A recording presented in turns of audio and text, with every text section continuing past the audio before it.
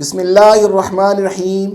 السلام علیکم، میں ہوں نبیل شاہ اور آپ دیکھ رہے ہیں میرا یوٹیوب چینل نبیل شاہ آفیشل۔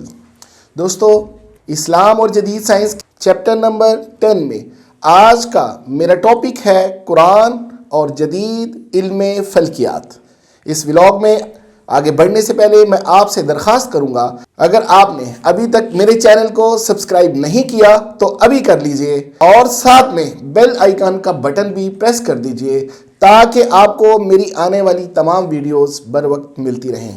دوستو، جدید سائنس آج جو نئی دریافتیں کر رہی ہے، یہ خالق ارض و سما کا ایک بہت بڑا معجزہ ہے کہ یہ سب ڈسکوری اور آئندہ ہونے والے تمام دریافتیں یا ڈسکوریز کو خالق کائنات نے نہ صرف قرآن مجید فرقان حمید میں بیان فرمایا ہے بلکہ اپنی دیگر الہامی کتب جن میں تورات، زبور، انجیل اور دیگر آسمانی صحیفے شامل ہیں بیان کیا ہے۔ آج سے 1400 سال پہلے تک جدید سائنس اور ٹیکنالوجی کا نام و نشان تک نہیں تھا، لیکن اس وقت بھی قرآن میں تقریباً 1000 سے زیادہ آیات میں جدید سائنس کا ذکر موجود تھا، کیونکہ قرآن ایک جامعہ اور بہت بڑی بات کو اختصار کے ساتھ مختصر طور پہ پیش کرتا ہے، جس کی وضاحت کے لیے ہم قرآن کی تفاسیر، احادیث مبارکہ اور دیگر اسلامی کتب کا مطالعہ کرتے ہیں۔ لہٰذا ہم یہ کہہ سکتے ہیں کہ جو جدید سائنس اپنی جدید ترین ٹیکنالوجی کی مدد سے نئی دریافتیں کرے گی، قرآن کو ہمیشہ اپنے سے آگے ہی پائے گی۔ اللہ تعالیٰ قرآنی چھپی ہوئی آیات کو خود بخود مسلمانان عالم کے سامنے لے آتا ہے۔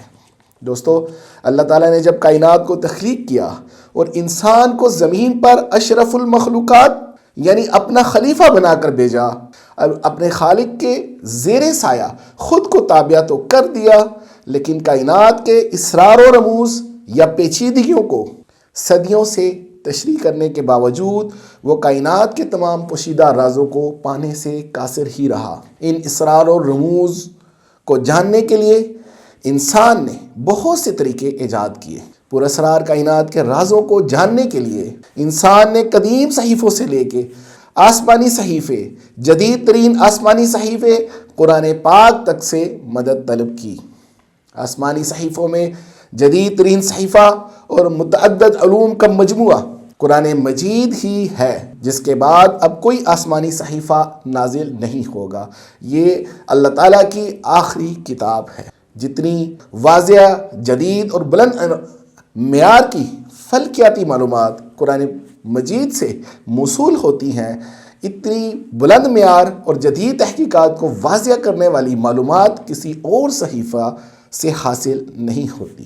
حالانکہ قرآن مجید نہ تو سائنٹیفک نظریات کی کتاب ہے اور نہ ہی اس لیے نازل ہوا ہے کہ تجرباتی طریقے سے سائنس مرتب کر کے وہ پوری دنیا کے لیے ایک نظام پیش کرتا ہے۔ دراصل قرآن انسانیت کے لیے ایک لٹریچر کی زبان کی کتاب ہے۔ اس کے باوجود قرآن مجید فرقان حکیم میں بعض کائناتی حقائق کی طرف اشارے بھی کرتا ہے، جس کو اپنی عقل و دانائی کے ذریعے سمجھا جا سکتا ہے۔ دوستو، قرآن کے بیان کی تصدیق فلکیات کے ذریعے کرنا میرا مقصود نہیں ہے اور ہو بھی نہیں سکتا، کیونکہ قرآن تو ایک کلام الہی ہے۔ یہاں ہمارا مقصد علم فلکیات کو قرآن کی روشنی میں جاننے کی کوشش کرنا مقصود ہے۔ ایک اندازے کے مطابق قرآن میں تقریباً 1000 سے زائد ایسی آیات ہیں جن میں سائنس سے متعلق معلومات ملتی ہیں۔ ان میں سے تقریباً 40 سے 50 آیات تو ایسی ہیں جن سے حیران کن طور پر علم فلکیات پر گہری روشنی ڈالی گئی ہے۔ یہاں پر کچھ آیات کے ذریعے علم فلکیات کو سمجھنے کی کوشش کریں گے۔ تو آئیے ناظرین، ہم ان آیات اور ان مفہوم کی طرف بڑھنے کی کوشش کرتے ہیں۔ ہم سلسلہ وار سب سے پہلے علم فلکیات کا ذکر کریں گے۔ قرآن اور علم فلکیات۔ سورہ قاف آیت نمبر 6، سورہ لقمان آیت نمبر 2، سورۃ الجاثیہ آیت نمبر 13، سورۃ الابراہیم آیت نمبر 33، سورۃ النحل آیت نمبر 12 اور سورہ ابراہیم آیت نمبر 16 کے علاوہ چند مندرجہ ذیل آیات کے ذریعے بھی علم فلکیات کی آسمان کی متعلق بہت سی معلومات فراہم ہوتی ہیں۔ سورۃ الرعد آیت نمبر 2 میں اللہ تعالیٰ ارشاد فرماتا ہے، اعوذ باللہ من الشیطان الرجیم، بسم اللہ الرحمن الرحیم، اللہ الذی رفع السماوات بغیر عمد ترونها ثم استوى على العرش وسخر الشمس والقمر كل يجري لأجل مسمى يدبر الامر يفصل الآیات لعلکم بلقاء ربکم توقنون۔ اللہ وہ ہے جس نے آسمانوں کو ستونوں کے بغیر بلند کیا جنہیں تم دیکھ رہے ہو، پھر عرش پر قائم ہوا اور سورج اور چاند کو کام پر لگا دیا، ہر ایک اپنے وقت معین پر چل رہا ہے اور وہ ہر ایک کام کا انتظام کرتا ہے، نشانیاں کھول کر بتاتا ہے تاکہ تم اپنے رب سے ملنے کا یقین کر لو۔ اسی طرح شمسی و قمری کیلنڈر کا ذکر بھی موجود ہے، اور یہ بھی کہ چاند کی خود کی روشنی نہیں بلکہ سورج کی روشنی کی وجہ سے وہ ہمیں روشن نظر آتا ہے۔ سورۃ یونس آیت نمبر 5 میں اللہ ارشاد فرماتا ہے، هو الذی جعل الشمس ضیاء والقمر نورا وقدر منازل لتعلموا عدد السنین والحساب ما خلق اللہ ذلك الا بالحق یفصل الآیات لقوم یعلمون۔ وہی ہے جس نے سورج کو روشن بنایا ہے اور چاند کو منور فرمایا اور چاند کی منزلیں مقرر کی تاکہ تم برسوں کا شمار اور حساب معلوم کر سکو۔ یہ سب کچھ اللہ نے تدبیر سے پیدا کیا ہے اور اپنی آیتیں سمجھداروں کے لیے کھول کھول کر بیان فرماتا ہے۔ دوستو، آئیے اس ولاگ میں ہم مزید کچھ مختصر سا علم فلکیات کا قرآنی جائزہ لیتے ہیں۔ سب سے پہلے بات کریں گے قرآن اور ستارے۔ لفظ ستارہ قرآن مجید میں 13 مرتبہ استعمال ہوا ہے۔ اس کا مادہ ایک ایسا لفظ ہے جس کا مفہوم ہے ظاہر ہونا یا دکھائی دینا۔ اس بات کو سورۃ الطارق آیت نمبر 1 سے لے کے 3 تک اللہ تعالیٰ نے مزید وضاحت فرمائی ہے۔ ارشاد باری تعالیٰ ہے، وَالسَّمَاءِ وَالطَّارِقِ وَمَا أَدْرَاكَ مَا الطَّارِقُ النَّجْمُ الثَّاقِبُ۔ آسمان کی قسم ہے اور رات کو آنے والے کی، اور آپ کو کیا معلوم رات کو آنے والا کیا ہے؟ وہ چمکتا ہوا ستارہ ہے۔ اس آیت میں اللہ ہمیں رات کو آسمان پر چمکنے والے ستاروں پر غور کرنے کا کہتا ہے کہ رات کو آسمان پر ستارے چمکتے ہوئے نظر آتے ہیں کہ دیکھو کہ اللہ نے کیسی کائنات تخلیق کی ہے کہ سب کے سب اجرام فلکی گردش کر رہے ہیں، جو اربوں کھربوں بلین ٹن وزن رکھنے کے باوجود اتنے وسیع پیمانے پر پھیلی ہوئی کائنات میں ریت کے ذروں کی طرح نظر آتے ہیں۔ قرآن اور سیارے۔ قرآن اور سیارے ایسا مانا جاتا ہے کہ قرآن مجید میں سیاروں کو کواکب سے، جو کوکب کی جمع ہے، تعبیر کیا گیا ہے۔ ایسا معلوم ہوتا ہے کہ قرآن میں لفظ کوکب کے معنوں کو اچھی توضیح ایک بہت مشہور آیت میں کی گئی ہے۔ اس کے گہرے مفہوم کی امتیازی دینی نوعیت اپنی جگہ برحق ہے۔ علاوہ ازیں یہ ماہر مفسرین کے مابین کافی بحث و تمیز کا موضوع رہا ہے۔ زیر بحث سورہ نور کی آیت نمبر 35 کے اس حصے میں ارشاد باری تعالیٰ ہے، اللہ نور السماوات والارض مثل نورہ کمشکاۃ فیہا مصباح المصباح فی الزجاجہ الزجاجۃ کأنہا کوکب۔ اللہ اور آسمانوں اور زمینوں کا نور ہے، کائنات میں اس کے نور کی مثال ایسی ہے جیسے ایک تاک میں چراغ رکھا ہوا، چراغ ایک ایسے فانوس میں ہو، فانوس کا حال یہ ہو کہ جیسے موتی کی طرح چمکتا تارا۔ یہاں قرآن کسی ایسی چیز پر روشنی کا ذکر کرتا ہے جو اسے منعکس کرتی ہے، اور اس روشنی کے ٹکرا کر واپس آنے کی وجہ سے وہ ایک موتی کی طرح چمکتا ہوا دکھائی دیتا ہے۔ اس کی مثال ایک سیارے کی ہے جو سورج کی وجہ سے ہمیں روشن نظر آتے ہیں۔ اس کے علاوہ سورۃ الصافات کی آیت نمبر 6 میں بھی اللہ تعالیٰ کواکب یا سیاروں کا ذکر فرماتا ہے۔ ارشاد باری تعالیٰ ہے اِنَّ زَيَّنَّا السَّمَاءَ الدُّنْيَا بِزِينَةِ الْقَوَاكِبِ، ہم نے آسمان دنیا کو کواکب سیاروں سے زینت دی۔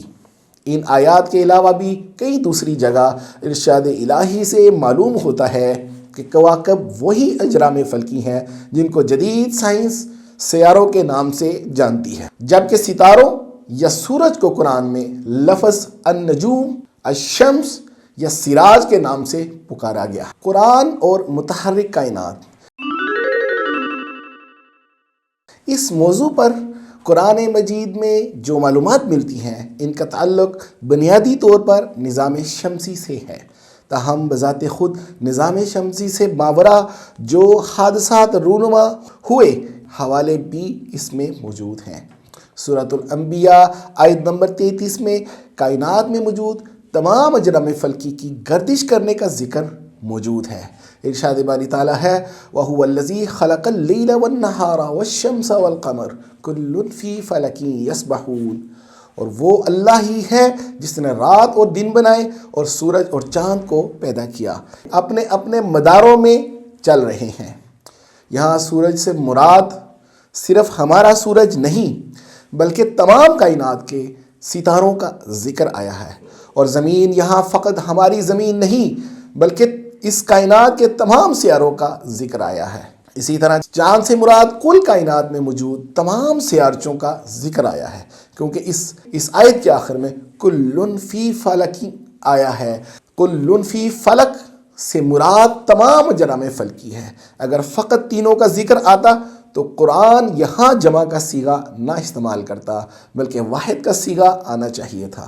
کلٌ فی فلک یسبحون سے مراد اس کائنات کے تمام اجرام فلکی، سورج، چاند، تارے، ستارے، سیارچے، میڈرائٹ اور دمدر تارے، ہر قسم کی کائنات میں جتنے بھی اجرام فلکی ہیں اس سے مراد وہ تمام اجرام فلکی۔ اس جگہ ایک اہم حقیقت کا واضح طور پر اظہار کیا گیا ہے، وہ ہے سورج اور چاند کے مداروں کا وجود۔ عربی کے لفظ فلک کا ترجمہ مدار بھی کیا گیا ہے۔ قرآن کے کئی مترجم اس کا مفہوم قرہ بھی بیان کرتے ہیں، لیکن جدید سائنس سے مطابقت رکھتے ہوئے سائنسی مفہوم مدار ہی زیادہ بہتر معلوم ہوتا ہے۔ قرآن اور گول زمین کا تصور۔ قرآن اور گول زمین کے تصور میں سورۃ الزمر کی آیت نمبر 5 کے اس حصے میں اللہ تعالیٰ فرماتا ہے یُکَوِّرُ اللَّيْلَ وَالنَّهَارِ وَيُكَوِّرُ النَّهَارَ عَلَى اللَّيْلِ، وہی اللہ ہے رات کو دن پر لپیٹتا ہے اور دن کو رات پر لپیٹتا ہے۔ یہاں لپیٹنے سے مراد کسی گول چیز کا لپیٹنا ہے۔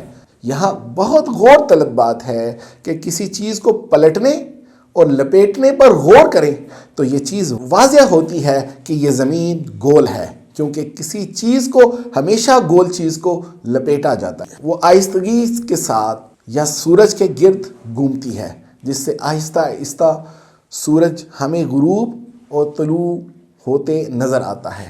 اگر ہم فلیٹ ارتھ یا سیدھی زمین کا تصور کریں تو یکدم رات آ جائے اور یکدم عین دوپہر کا وقت آ جائے۔ لہٰذا یہ بھی قرآن کی سچائی ہے کہ اس نے یہاں زمین کو گول یا بیضوی بتایا ہے، جیسا کہ جدید سائنس نے ڈسکور کیا ہے۔ قرآن اور کائناتی پھیلاؤ۔ قرآن اور کائناتی پھیلاؤ کے اس باب میں قرآن کی سورۃ الذاریات کی آیت نمبر 47 میں اللہ تعالیٰ فرماتا ہے وَالسَّمَاءَ بَنَيْنَاهَا بِأَيْدٍ وَإِنَّا لَمُوسِعُونَ، آسمان کو ہم نے اپنے زور سے بنایا ہے اور ہم اس میں توسیع کر رہے ہیں۔ یہاں لفظ سما کا ترجمہ آسمان میں اور اوسیع کے مطابق موسعون ہے، جس کے معنی ہے کشادہ، پھیلا ہوا یا وسیع کرنا۔ اس آیت سے کائنات کے پھیلاؤ کے بارے میں معلومات موصول ہوتی ہیں۔ قرآن اور کشش ثقل۔ قرآن اور کشش ثقل کے باب میں سورۃ الاعراف آیت نمبر 54 میں اللہ ارشاد فرماتا ہے یغشی اللیل النہار یطلبہ حثیثا وہ رات کو دن پر ڈھانپ دیتا ہے، جو کوشش کرتی ہے کہ اس سے تیزی سے جا پکڑے، یعنی رات کو تیزی سے پکڑنے یا اپنی طرف کھینچنے کی کوشش کرتی ہے۔ گویا زمین سورج کو اپنی طرف کھینچتی ہے اور سورج زمین کو اپنی طرف کھینچتا ہے۔ حضرت مولا علی کا ارشاد ہے، حضرت مولا علی جنہیں قرآن کریم کی معرفت کے اسرار و رموز سمجھنے اور بیان میں کمال مہارت حاصل تھی، اسی آیت کو مد نظر رکھتے ہوئے ایک موقع پہ آپ نے فرمایا، خدا گواہ ہے کہ میں ہرگز ایسا نہ کروں گا جب تک زمانے کی کہانی جاری ہے۔ آسمان میں ایک ستارہ دوسرے ستارے کو اپنی طرف کھینچ رہا ہے۔ یہی وہ کشش ثقل کا نظریہ ہے جو کہ آج کے نیوٹن کے نام سے منسوب کیا جاتا ہے۔ قرآن اور پہاڑوں کا تصور۔ قرآن اور پہاڑوں کے تصور کے باب میں سورۃ النبا آیت نمبر 6 اور 7 میں ایسے بیان کیا گیا ہے۔ اللہ تعالیٰ ارشاد فرماتا ہے، أَلَمْ نَجْعَلِ الْأَرْضَ مِهَادًا وَالْجِبَالَ أَوْتَادًا، کیا یہ واقعہ نہیں ہے کہ ہم نے زمین کو فرش بنایا اور پہاڑوں کو میخوں کی طرح گاڑ دیا۔ اسی طرح سورۃ النجد کی آیت نمبر 15 میں بھی ارشاد باری تعالیٰ ہے، وَأَلْقَى فِي الْأَرْضِ رَوَاسِيَ أَن تَمِيدَ بِكُمْ، اس نے خدا نے زمین پر پہاڑ جما دیے تاکہ وہ تمہیں لے کر ڈھلک نہ جائے۔ زمین کے مختلف مقامات پر پہاڑوں کی موجودگی خود کسی معجزے سے کم نہیں۔ پہاڑوں کا زمین میں میخوں کی طرح گاڑ دینے پر جدید سائنس کا یہ نظریہ ہے کہ پہاڑوں کا 10% حصہ ہی ہمیں زمین پر نظر آتا ہے، جبکہ جدید تحقیق سے یہ بات ثابت ہوتی ہے کہ اس کا 90% حصہ زمین کے اندر دسا ہوا ہوتا ہے، جو زمین کی ٹیکٹونکس پلیٹس کو مضبوطی سے جکڑے رکھتا ہے، جس وجہ سے زمین ڈولتی نہیں ہے اور زلزلے نہیں آتے، ورنہ زمین کی ساخت کی وجہ سے ہر سیکنڈ میں 2 زلزلے آتے ہیں جنہیں کنٹرول کیا جاتا ہے۔ جدید سائنس کے مطابق اگر پہاڑ موجود نہ ہوں تو یہ زمین زلزلوں کی ہی وجہ سے فنا ہو جائے۔ پھر بھی جہاں جہاں زمین کی ٹیکٹونکس پلیٹ سرکتی ہیں تو اس علاقے میں شدید زلزلہ آ جاتا ہے۔ دوستو، ان چند آیات مبارکہ سے یہ بات واضح ہوتی ہے کہ زمین کی ساخت، اس کی حرکت، نشیب و فراز، گردش اور کشش ثقل کے بارے میں قرآن مجید نے متعدد معلومات فراہم کی ہیں، جس سے یہ جدید فلکیات کے نظریات کے مطابق واضح طور پہ محسوس کی جا سکتی ہیں۔ اسی طرح عالم فلکیات کی بنیاد معلومات، مثلا زمین اور پہاڑ کی پیدائش، چاند اور سورج کا متحرک ہونا اور سیارگان کا اپنے اپنے مدار میں گردش کرنا وغیرہ قرآن مجید میں پہلے سے موجود ہے، جسے آج ماہر فلکیات صدیوں کی تحقیق کے بعد معلوم کر سکے ہیں۔ اس سے مذہب اسلام اور قرآن کریم کے علمی معیار کی بلندی کا ثبوت ملتا ہے، اور مسلمانوں کے لیے باعث فخر ہے کہ ان کے مذہب کا مضبوط ثبوت قرآن کریم اور احادیث مبارکہ کی شکل میں الحمدللہ موجود ہے۔ دوستو، امید ہے آپ کو میرا آج کا ولاگ پسند آیا ہوگا۔ مزید معلومات اور ویڈیوز بروقت دیکھنے کے لیے میرے چینل کو سبسکرائب کر دیجئے اور ساتھ میں بیل آئیکن کے بٹن کو بھی پریس کر دیجئے تاکہ آپ کو میری آنے والی تمام ویڈیوز بروقت ملتی رہیں۔ اب تک کے لیے اتنا ہی، بہت جلد اپنے اگلے ولاگ میں آپ سے دوبارہ ملاقات ہوگی۔ تب تک کے لیے مجھے نبیل شاہ کو اجازت دیجیے۔ اپنا عزیز و اقارب کا خیال رکھیے گا۔ اللہ حافظ۔